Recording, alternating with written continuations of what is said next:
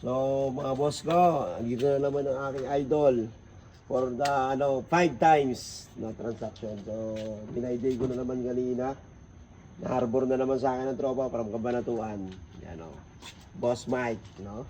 So ngayon date na ngayon, February 19, no? 12:45 na ng madaling araw. Ito, masama pa pakiramdam ko mga boss. Namalat pa ako. Ayoko lang mapayari ito. Kala ko nga bukas pupunta eh. Nagulat ako, on the way na daw bigla.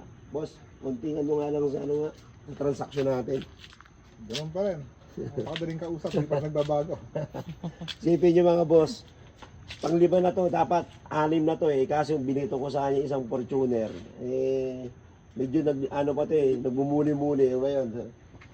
Pang-5. Sige mga boss ko ha. Nakita nyo naman, kahit basta pag-isat ka kilala naman, walang problema kahit ganitong oras makipag-deal. Tapos sa bahay naman.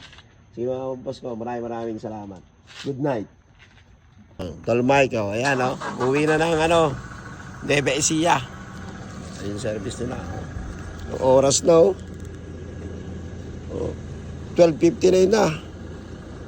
Okay, tol, salamat tol. Ingat sa pag-uwi Okay. Sumisenyos na naman dalig. Na-harbor mo na nga sa akin. Salamat tol, salamat. Ingat nakita nyo, 1 click lang yung ating Toyota Hilux 4x4 manual transmission G variant. Okay. Itan muna natin.